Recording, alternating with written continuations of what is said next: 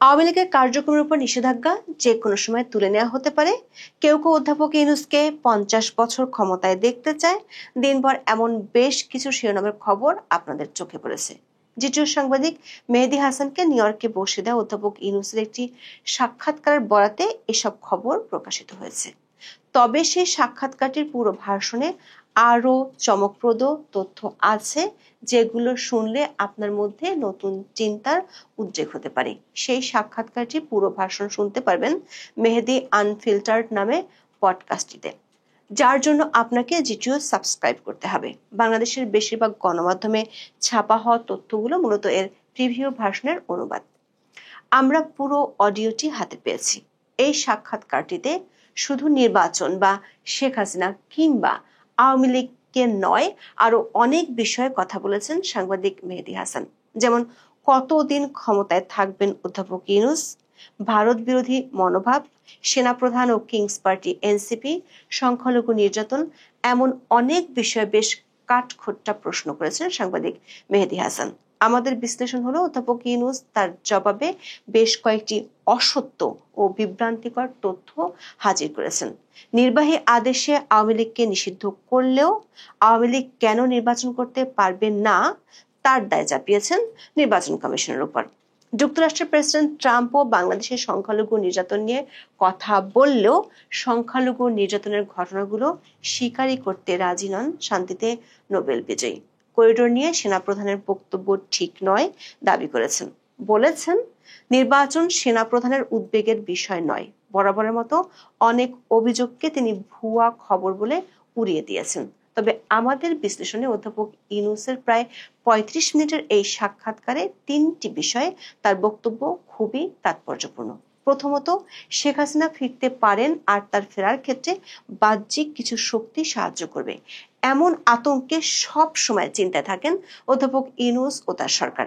দ্বিতীয়ত, তার বহুল কাঙ্ক্ষিত এনসিপিকে নিয়ে তিনি এখন আর কথা বলতে চান না।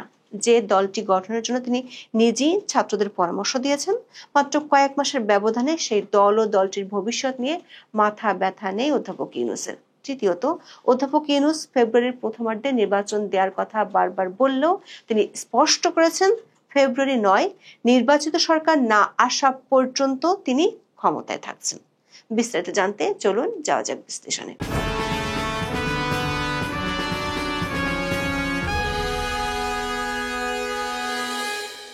সাক্ষাৎকারের শুরুতে উপস্থাপক অধ্যাপক ইউনূসের কাছে সেই দিনটির কথা জানতে চান, যেদিন মানে গত বছরের 5ই আগস্ট, যখন শেখ হাসিনা পদত্যাগ করেন এবং ভারতে চলে যান। তখন অধ্যাপক ইউনূসের প্রতিক্রিয়া কেমন ছিল তা জানতে চান উপস্থাপক।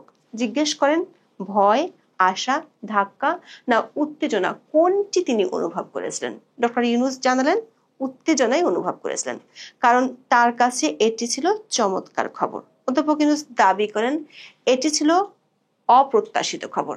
শেখ হাসিনার পতনের আগে কি ঘটেছিল সেসব কিছুই তিনি জানতেন না।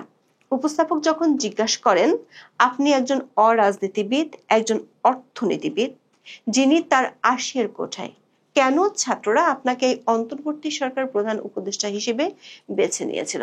সে প্রশ্নের উত্তরের এক পর্যায়ে তিনি দাবি করেন ছাত্রদের সাথে আগে তার কোনো কথোপকথন হয়নি, বরং শেখ হাসিনা চলে যাওয়ার পর 3 দিন ধরে 3 দফা আলোচনার পর তিনি দায়িত্ব নিতে রাজি হয়েছিলেন। দর্শক, এনসিপির আহ্বায়ক নাহিদ ইসলামের বক্তব্য থেকে আমরা ভিন্ন তথ্য পাই। মানবতা বিরোধী অপরাধের ঘটনায় শেখ হাসিনা সহ 3 জনের বিরুদ্ধে দায়ের করা মামলায় আন্তর্জাতিক অপরাধ ট্রাইব্যুনালের জবানবন্দিতে গত 19শে সেপ্টেম্বর নাহিদ ইসলাম আদালতকে জানিয়েছিলেন, গত বছরের 4 আগস্ট নতুন সরকার গঠনের বিষয়ে অধ্যাপক ডক্টর মোহাম্মদ ইউনূসের সঙ্গে আলোচনা করা হয়েছিল। নতুন সরকার প্রধান হিসেবে দায়িত্ব পালনের জন্য তাকে প্রস্তাবও দেওয়া হয়েছিল, আর শেখ হাসিনা পদত্যাগ করেছিলেন 5ই আগস্ট।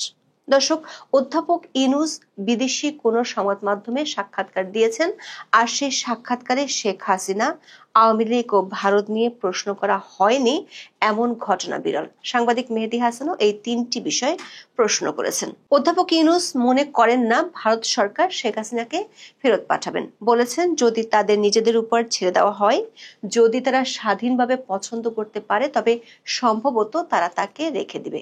যদি এমন কোনো আইনি বাধ্যবাধকতার পরিস্থিতি তৈরি হয় যেটা ভারত এড়াতে পারবে না, তখন পরিস্থিতি ভিন্ন হতে পারে। তবে এরপরে তিনি ভারতের উদ্দেশ্যে মিসাইল ছুড়েছেন, বলেছেন সম্ভবত ভারত আশা করছে শেখ হাসিনা বাংলাদেশে ফিরে আসবেন এবং একজন বিজয়ী নেতা হিসেবে পূর্ণ মহিমায় ফিরবেন। এই প্রসঙ্গে উপস্থাপক নিউ ইয়র্ক টাইমসের একটি রিপোর্টের কথা তুলে ধরেন, যেখানে বলা হয়েছে শেখ হাসিনা আওয়ামী লীগের সাথে ভার্চুয়াল মিটিং করছেন।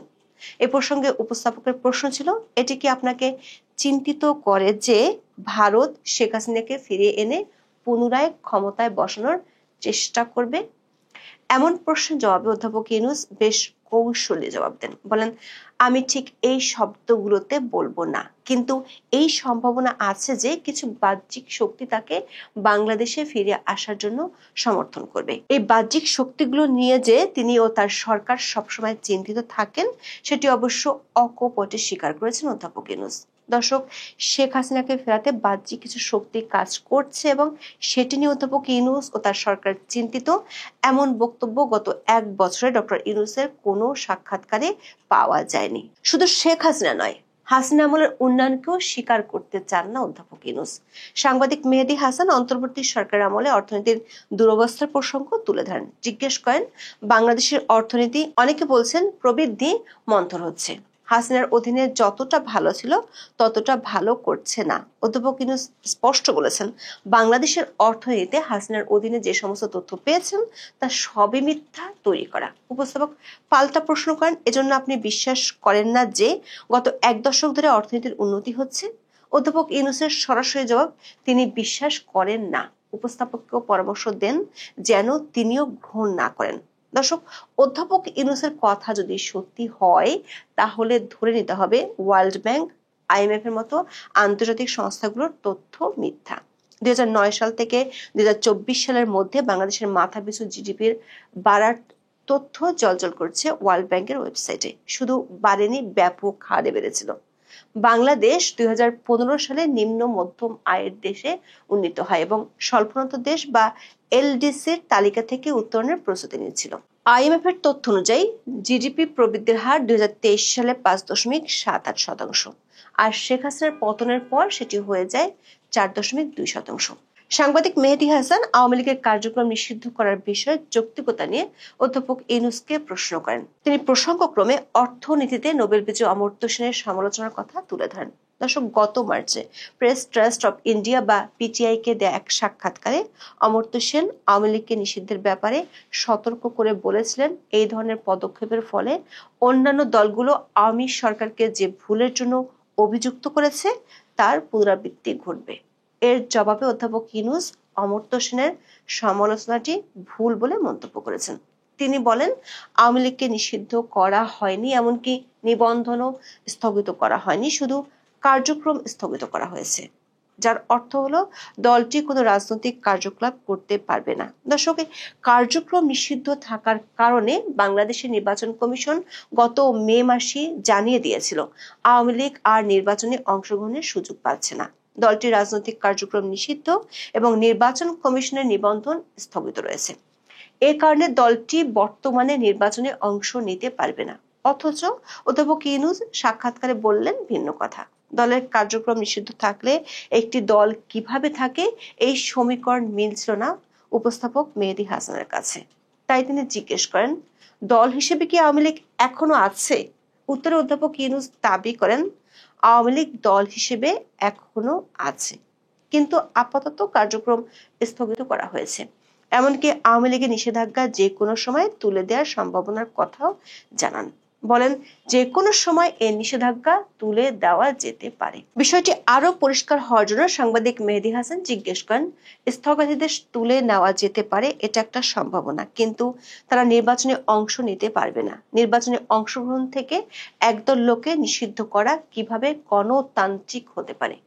এমন প্রশ্নে অধ্যাপক ইউনূস তার আগের কূটনৈতিক ও প্যাঁচ কষা জবাব থেকে সরে এসে দায়ভার চাপান নির্বাচন কমিশনের উপর। বলেন, এটা নির্বাচন কমিশন সিদ্ধান্ত নিয়েছে, তারা পার্টির সম্ভাবনা এবং বৈশিষ্ট্য দেখেছে যা পুরো নির্বাচনে ব্যাঘাত ঘটাবে। অথচ নির্বাচন কমিশন একাধিকবার বলেছে সরকার নির্বাহী আদেশে কার্যক্রম নিষিদ্ধ করায় দলটির নিবন্ধন ও প্রতীক স্থগিত করা হয়েছে। বাংলাদেশের ইতিহাসের সবচেয়ে পুরাতন দল আওয়ামী লীগ। উপস্থাপকের মনে আশা ছিল দলটির যে লাখ লাখ সমর্থক বাংলাদেশে আছে সেটি নিশ্চয়ই অধ্যাপক ইউনূস অস্বীকার করবেন না, কিন্তু অধ্যাপক ইউনূস লক্ষ লক্ষ বলতে নারাজ। তবে এ প্রসঙ্গে অধ্যাপক ইউনূস যে উত্তর দিয়েছেন সেটি বোঝার সক্ষমতা কোনো ভাষাবিদেরই নেই। একবার বলেছেন বাংলাদেশে আওয়ামী লীগের সমর্থক গোষ্ঠী আছে, পরক্ষণেই বলছেন তাদের কোনো সমর্থন নেই, কারণ আওয়ামী লীগের যারা সমর্থক তাদের কোনো আওয়াজ নেই। অথচ গত এক মাসে বাংলাদেশের গণমাধ্যমগুলোতে প্রতিদিনই শিরোনাম হচ্ছে আওয়ামী লীগ ও এর অঙ্গ সংগঠনগুলোর মিছিলের খবর। গত এক বছরে দলটির 44,000 নেতাকর্মীকে গ্রেপ্তার করা হয়েছে। আওয়ামী লীগের সমর্থক গোষ্ঠীর নেই দাবি করা অধ্যাপক ইউনূস পরক্ষণেই জানালেন আওয়ামী লীগের ভোটার থাকার কথা। বলেছেন তারা ভোটার হিসেবে ভোট দিতে পারে, তারা বৈধ ভোটার, তবে অনেক প্রতিযোগী আছে, তারা তাদের নিজেদের বেছে নেবে, শুধু লেভেল থাকবে না, যার অর্থ হলো আওয়ামী লীগ নির্বাচনে থাকবে না। কেন আওয়ামী লীগ নির্বাচনে থাকবে না এর কারণ হিসেবে অধ্যাপক ইউনূস যুক্তি দিয়েছেন দলটি একটি রাজনৈতিক দল হিসেবে আচরণ করছে না। সাংবাদিক মেহেদী হাসান নির্বাচন নিয়ে বেশ কিছু কড়া প্রশ্ন করেছেন। বিশেষ করে নির্বাচন এত দেরিতে হচ্ছে কেন সেই প্রশ্নে তিনি ছিলেন নাছোড়বান্দা। কিছুদিন আগে ঘটে যাওয়া অভ্যুত্থানের পর নেপালের অন্তর্বর্তী সরকার প্রধান সুশীলা কার্কি মাত্র 6 মাসের মধ্যে নির্বাচন করার প্রতিশ্রুতি দিয়েছেন। সে রেফারেন্স টেনে উপস্থাপকের প্রশ্ন ছিল কেন বাংলাদেশে নির্বাচন হতে 18 মাস লাগবে। দর্শক, অধ্যাপক ইউনূস এ প্রশ্নের উত্তরে যা বলেছেন তাতে বিস্ময়ের কোনো সীমা থাকে না। উপস্থাপকের উদ্দেশ্যে তিনি বলেছেন, আপনি বলেছেন যে লোকেরা বলছে এত সময় কেন লাগছে, আবার এমন লোকও আছে যারা বলে যে 5 বছর থাকুন, 10 বছর থাকুন, 50 বছর থাকুন, তাই লোকেরা সব ধরনের কথাই বলছে, আপনি থাকুন, নির্বাচনের কি দরকার। অধ্যাপক ইউনূসের ভাষায় এই যে যারা তাকে 50 বছর ধরে ক্ষমতায় দেখতে চান তারা আসলে সুশাসন দেখতে চান, দুর্নীতিমুক্ত শাসন দেখতে চান। দর্শক, মবের রাজ্য হিসেবে স্বীকৃতি 1 বছরের মধ্যে পেয়ে গেছে বাংলাদেশ। আর তার সরকার একাধিক উপদেষ্টার বিরুদ্ধে এরই মধ্যে দুর্নীতি আর অনিয়মের খবর গণমাধ্যমে বড় বড় হেডলাইন হয়েছে। আর নিয়োগকর্তাদের চাঁদাবাজের খবর এখন বেশ গা সওয়া হয়ে গেছে। অবশ্য পুলিশ হত্যা, আওয়ামী লীগের নেতাকর্মীদের হত্যা, ডাকাতি ও অপহরণ বাড়ার তথ্য উপস্থাপক হাজির করলেও অধ্যাপক ইউনূস দাবি করেছেন অপরাধ নিয়ন্ত্রণে আছে। যদিও আপনি যদি পুলিশ সদর দপ্তরের ওয়েবসাইটে দেওয়া অপরাধের পরিসংখ্যান দেখেন সেখানে পাবেন ভিন্ন চিত্র। নেপালের প্রসঙ্গ টেনে অধ্যাপক ইউনূস নিজের মতো করে অদ্ভুত যুক্তি দাঁড় করিয়েছেন। বলেছেন নেপালের সরকার হলো তত্ত্বাবধায়ক সরকার, যেটি নাকি তার ভাষায় শুধু নির্বাচনের জন্য দায়বদ্ধ, কিন্তু বাংলাদেশের সরকারটি অন্তর্বর্তীকালীন সরকার। দর্শক, এরশাদের পতনের পর বাংলাদেশেও অন্তর্বর্তীকালীন সরকার গঠিত হয়েছিল বিচারপতি শাহাবুদ্দিন আহমেদের নেতৃত্বে। সেই সরকার 3 মাসের মধ্যে বাংলাদেশের ইতিহাসের অন্যতম একটি অবাধ, সুষ্ঠু ও নিরপেক্ষ নির্বাচনের আয়োজন করেছিল। এমনকি যে এরশাদের বিরুদ্ধে তখন এত অভিযোগ করেছিল সেই এরশাদ তখন নির্বাচনে অংশ নিয়েছিলেন। দর্শক, অধ্যাপক ইউনূসের বক্তব্যে জনমত বা রাজনৈতিক দলগুলোকে নিয়ে এক ধরনের তুচ্ছ তাচ্ছিল্যেরও আভাস পাওয়া গেছে। তিনি বলেছেন তিনি ও তার সরকার কতদিন থাকবে সেটি কেউ নির্ধারণ করেনি। খুব পরিষ্কারভাবে বলেছেন তারা কতদিন থাকবেন সেটা তাদের সিদ্ধান্ত। বাংলাদেশের সেনাপ্রধান জেনারেল ওয়াকারুজ্জামান সংবাদ মাধ্যমে সাক্ষাৎকার দিয়ে বলেছিলেন তিনি 2025 সালের ডিসেম্বরের মধ্যে নির্বাচন চান। সে কথা স্মরণ করিয়ে দিয়ে সাংবাদিক মেহেদী হাসান বলেন, বাংলাদেশের স্থানীয় সংবাদ মাধ্যমের খবর অনুযায়ী জেনারেল ওয়াকার অধ্যাপক ইউনূসের সরকারের প্রস্তাবিত অনেক উদ্যোগেরও বিরোধিতা করেন, যার মধ্যে মিয়ানমারের প্রস্তাবিত নতুন মানবিক করিডোরও অন্তর্ভুক্ত ছিল। দর্শক, সেনাবাহিনীর একটি অভ্যন্তরীণ মিটিং এর খবর বাংলাদেশের গণমাধ্যমে ছাপা হয়েছিল। সেখানে বলা হয়েছিল কেবল জনগণের দ্বারা নির্বাচিত একটি রাজনৈতিক সরকারই করিডোরের মতো সিদ্ধান্ত নিতে পারে। এ বিষয়ে অধ্যাপক ইউনূসের মত জানতে চেয়েছিলেন উপস্থাপক। তবে অধ্যাপক ইউনূস এ বিষয়ে বিতর্কে যেতে চাননি। বলেছেন জেনারেল ওয়াকার কি বলতে চেয়েছিলেন তা নিয়ে তিনি উত্তর দিতে পারেন না। তবে করিডোর নিয়ে কোনো আলোচনা হয়নি বলে দাবি করেছেন শান্তিতে নোবেল বিজয়ী অধ্যাপক ইউনূস। বলেছেন করিডোরের কোনো প্রশ্নই নেই, করিডোর নিয়ে কেউ কথা বলেনি, তিনি কোথা থেকে এটা তুলে এনে কথা বলেছেন। যদিও অন্তর্বর্তী সরকারের পররাষ্ট্র উপদেষ্টা তৌহিদ হোসেন বলেছিলেন, করিডোরের বিষয়ে সরকার নীতিগত সিদ্ধান্ত নিয়েছে। করিডোর প্রসঙ্গে জেনারেল ওয়াকারের মন্তব্যের জবাব না দিলেও নির্বাচন প্রসঙ্গে জেনারেল ওয়াকারের মন্তব্যের জবাব অধ্যাপক ইউনূস দিয়েছেন। বলেছেন, নির্বাচন সেনাপ্রধানের উদ্বেগের বিষয় নয়, এটি সরকারের উদ্বেগের বিষয়। দর্শক, সাক্ষাৎকারটি শুনলে আপনার মনে প্রশ্ন দেখা দিতে পারে, কিংস পার্টি বলে খ্যাত এনসিপি নিয়ে কি অধ্যাপক ইউনূসের মোহ কেটে গেছে? দর্শক, গত জানুয়ারির শেষ দিকে ব্রিটিশ সংবাদ মাধ্যম ফিনান্সিয়াল টাইমসের প্রধান বৈদেশিক বিষয়ক ভাষ্যকার গিডিয়ন রাকমানের উপস্থাপনায় একটি পডকাস্টে কথা বলেছিলেন অধ্যাপক ইউনূস, যেটি রাকমান রিভিউতে প্রকাশ হয়। সেই সাক্ষাৎকারে অধ্যাপক ইউনূস দাবি করেছিলেন তিনি ছাত্রদের দল গঠন করতে বলেছিলেন, কিন্তু গত কয়েক মাসে পরিস্থিতি যে পাল্টে গেছে সেটি বোঝা গেল সাংবাদিক মেহেদী হাসানের সাথে অধ্যাপক ইউনূসের কথোপকথনে। নাহিদদের দল ও দলটির ভবিষ্যৎ নিয়ে এখন আর কোনো মন্তব্য করতে চান না। 2007 সালে রাজনৈতিক দল গঠনে ব্যর্থ হওয়া অধ্যাপক ইউনূস উপস্থাপককে বলেছেন, এ বিষয়ে তার মন্তব্য করা উচিত নয়, কারণ এটাকে কোনো নির্দিষ্ট রাজনৈতিক দলের পক্ষে কিছু বলা হিসেবে বিবেচনা করা হবে। সেটি হলে তিনি হয়ে যাবেন পক্ষপাত দুষ্ট। এ সময় সাংবাদিক মেহেদী হাসান খোঁচা দিতেও ছাড়েননি। বলেছেন, আপনি কেবল আওয়ামী লীগ সম্পর্কে মন্তব্য করতে ইচ্ছুক। সেই খোঁচাটি বুঝতে না পেরে স্বীকার করেছেন বিষয়টি। সাংবাদিক মেহেদী হাসান ঘুরিয়ে পেঁচিয়ে তুলে ধরেন এনসিপি অধ্যাপক ইউনূসের কিংস পার্টি কি না। অবশ্য অধ্যাপক ইউনূস এটাকে পাবলিকের অনুমান বলেই দাবি করেছেন, কিন্তু তারপর যা বলেছেন তাতে বোঝা যায় যমুনার জল বহু দূর গড়িয়েছে। অধ্যাপক ইউনূসের কাছে এনসিপি সেই আগের এনসিপি নেই। নাহিদ, হাসনাত, সার্জিসরা আগের মতো অতটা গুরুত্বপূর্ণ নন। এনসিপি নিয়ে তিনি আর কিছুই বলতে চান না। সাক্ষাৎকারে অন্তর্বর্তী সরকার আমলে বাংলাদেশে হিন্দু ও সংখ্যালঘুদের উপর নির্যাতন নিয়ে প্রশ্ন করা হয় অধ্যাপক ইউনূসকে। উপস্থাপক জানান, গত নভেম্বরে বাংলাদেশের প্রায় 30,000 হিন্দু অন্তর্বর্তী সরকারের বিরুদ্ধে তাদের সম্প্রদায়ের উপর হাজার হাজার হামলার অভিযোগ তুলে প্রতিবাদ করতে জড়ো হয়েছিল। ডোনাল্ড ট্রাম্পও সেই সময় মন্তব্য করেছিলেন এবং বাংলাদেশের সহিংসতাকে বর্বর বলে অভিহিত করেছিলেন। এমন তথ্যকে অধ্যাপক ইউনূস ভুয়া বলে উড়িয়ে দিতে চেয়েছিলেন। তখন সাংবাদিক মেহেদী হাসান স্মরণ করিয়ে দেন, এমনকি ডোনাল্ড ট্রাম্পের যে কথা আমি উদ্ধৃত করেছি তারপর আপনি ভুয়া খবর বললেন। উত্তরে অধ্যাপক ইউনূস ডোনাল্ড ট্রাম্পের বাংলাদেশ সম্পর্কে জানার পরিধি নিয়ে সন্দেহ প্রকাশ করেন। অধ্যাপক ইউনূস বরাবরের মতোই বাংলাদেশে হিন্দু বিরোধী সহিংসতাকে হিন্দু মুসলিম দুই প্রতিবেশীর কার্য হিসেবে দেখার চেষ্টা করেছেন। দর্শক, দেশীয় বিদেশি সংবাদ মাধ্যমে অন্তর্বর্তী সরকার আমলে যে হিন্দুদের উপর নির্যাতন বেড়েছে সেটি নিয়ে অসংখ্য প্রতিবেদন প্রকাশিত হয়েছে। 2024 সালের 24শে সেপ্টেম্বর দৈনিক প্রথম আলোতে প্রকাশিত এক প্রতিবেদনে দেখানো হয়, গত বছরের 5 থেকে 20 আগস্ট পর্যন্ত হামলায় সংখ্যালঘু সম্প্রদায়ের অন্তত 1800টি ঘরবাড়ি ও ব্যবসা প্রতিষ্ঠান ক্ষতিগ্রস্ত হয়।